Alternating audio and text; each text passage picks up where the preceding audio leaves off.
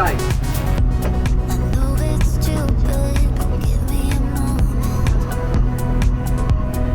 How's the other side? I can't see the other side.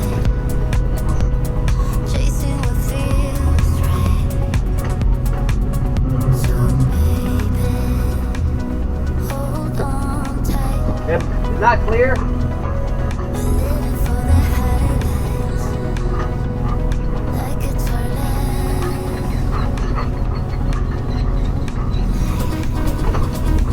is that clear?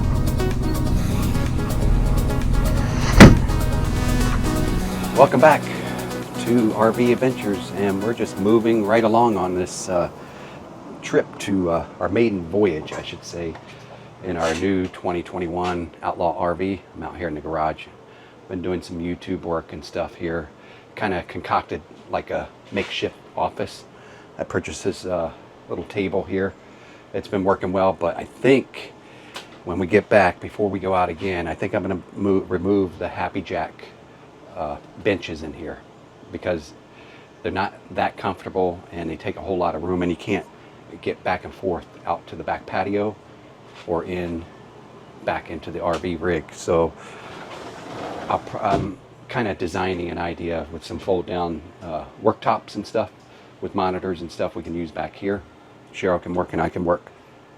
But anyway, we're in Michigan at the moment at Brimley State Park. And I got out here, I've got our grill and all set up out here. Of course, this is a state park, so we don't have the tags on the golf cart, so we can't really use this. Back here we got Pixie's back here and Carly. And Cheryl's back here doing some work, phone calls. I'm off now. But we're at Brimley, and I've got some more Jack Stacks. This time they're ribs that we pre-ordered that we have for the trip. It looks like I need to turn the heat up a little bit on here. Actually, the burner went out. So luckily I came out here with you guys. And this was a brand new, it's empty. It was brand new. All right, let me switch it down. Welcome, this is your life now, the wasteland where we all take a vow.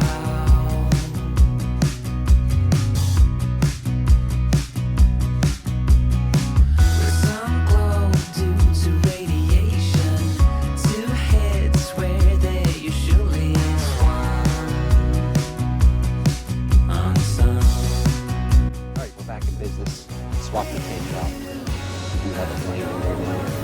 Anyway, these are Jack Stacks ribs from Kansas City. We pre-order frozen, and we ordered several things. You saw the burnt ends that we did the other day on the Blackstone. We just heat them up for 20 minutes, and you got a nice, delicious barbecue meal. And we're here in Brimley State Park, and it's Friday evening of the Labor Day weekend.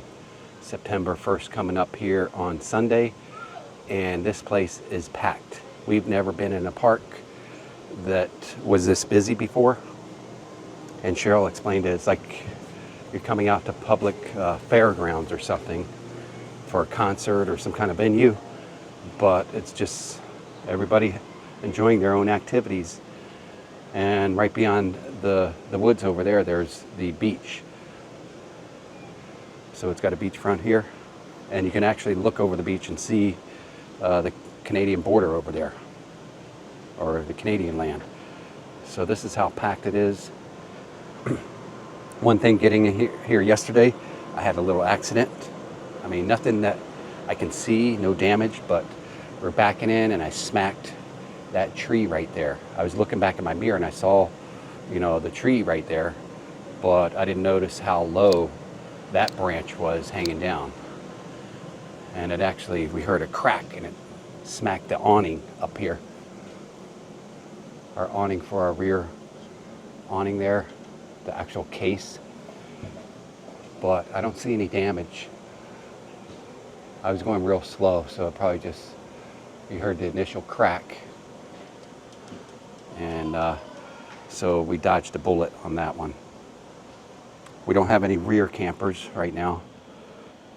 Now these are spots that go like this way, like that RV there. You kind of pull in like a drive-through. This one here we're in is a back end. These are like pull-throughs, and then you park parallel.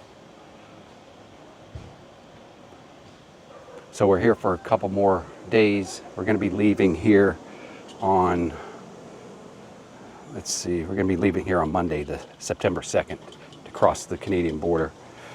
Oh, you're following me around, Pix? Hi. Hi, Pickies. She likes to be the star. Yep.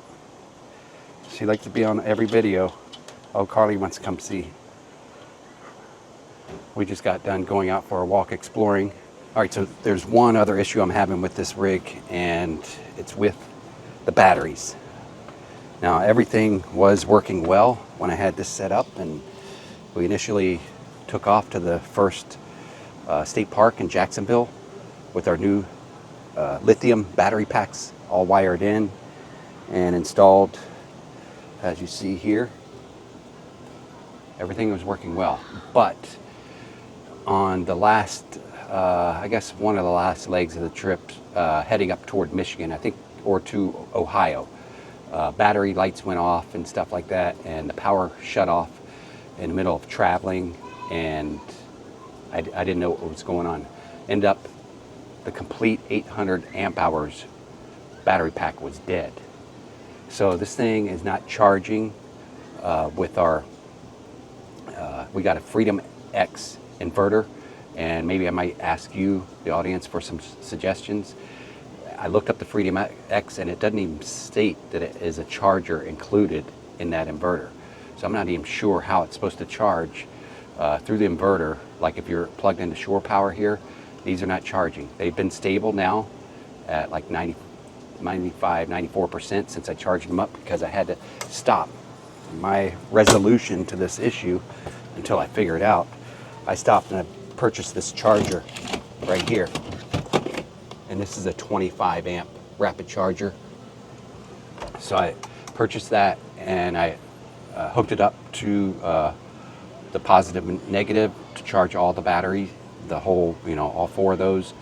And I got them charged up within a day, all of them back to 100%. So I've been using this to charge up the batteries, and it doesn't seem like it's charging either while we're driving down the road with the BIM module. And I'll show you that right here. So I did replace it with this BIM module, a lithium BIM module, LI BIM 225. And I guess I got to take some tester to this while the engine's running and see, if it's distributing power to charge up these batteries. Kind of, maiden voyage. It's a learning trip for me on all of these different, parts of the RV, and trying to figure out, solutions when, an obstacle comes up and you can't figure it out. It's a lot of research and a lot of testing, but I'm going to figure it out. If you guys can give me any ideas where to begin on that issue of the batteries not charging with the internal systems of the RV, leave them in the comments below. So there's one other thing I want to show you while we're out here and near the battery compartment here. I checked the batteries, like I showed you guys the other day. The batteries have gone down a little bit, and they were at, I think, 95, 96% when we stopped here at this park here in Brimley. So I've got my Victron shunt. I'm going to go ahead in here and have it connect. And now you see we're down to 92%. So it keeps going down.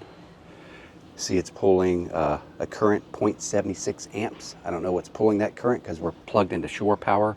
If you guys have any tips, hints, or whatever, or suggestions, let me know in the comments below.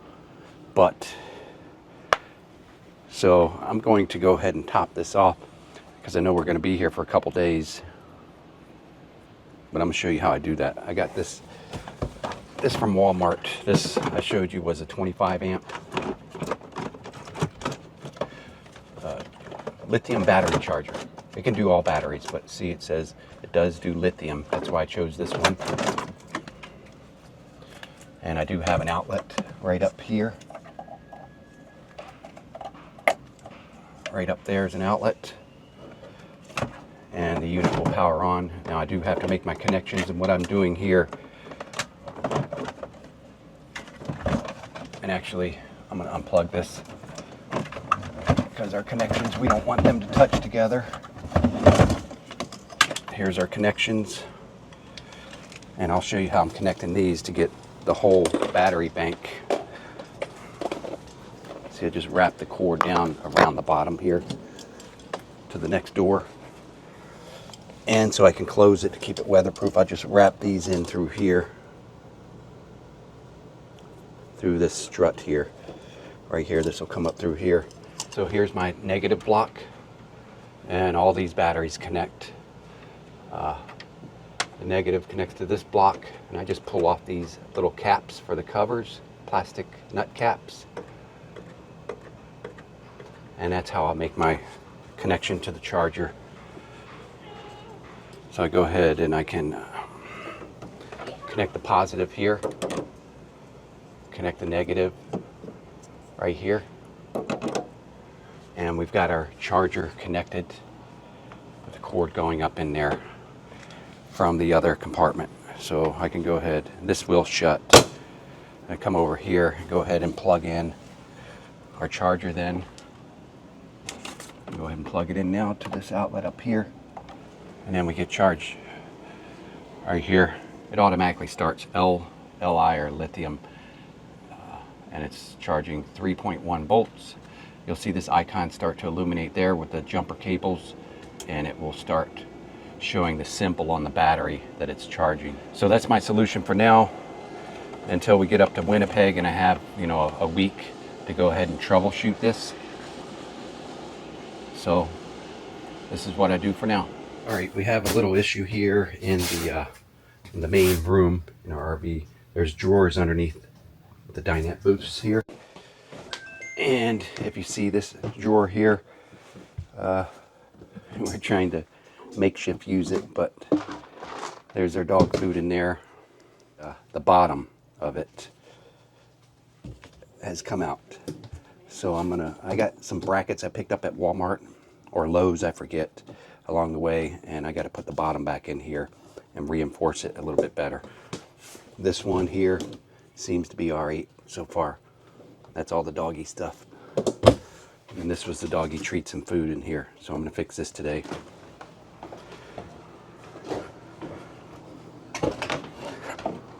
All right. Got the broken drawer and bottom, and my little toolkit here. This is a pretty cool kit. I'm going to show you just in case you're thinking of something to bring along with you in your RV. Here's the name. I'll leave a link to this in the video description, but it's come in handy before. It's a electric drill screwdriver. Now you can also make it straight like that. It's got a charger.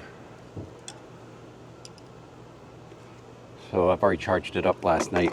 It's even got a little built-in light on the end here. Oh, you press it. Press the bottom, turns the light on. So you got a little searchlight in case you're working in a tight, dark place or something. It's got an extender that can, it's flexible, get in tight areas, and all your little ends, screw and nut ends as well, sockets and stuff like that. Socket extender. And what I like about this, because I'm going to install small little brackets on here to reinforce this bottom. It's got some drill bits as well, so I don't have to get out my big Ryobi drill and the bit kit from underneath the storage area in the RV. This is kind of like an all-in-one, so I like this. So this should be a pretty easy repair. Now staples are stuck into this wood here. They pulled through them. So I think I've got some screws I can use from the bracket kit, and I think I'm going to see if I can pre-drill.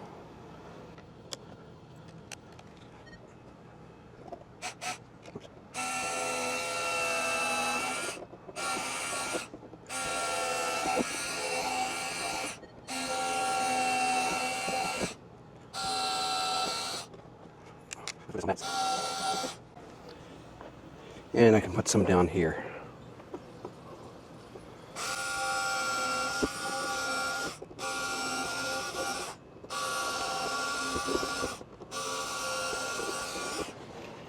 All right, that worked pretty well. Now, maybe I can use some washers here too, so the screws don't have the same problem as the staples did. Maybe they won't pull through quite as easy.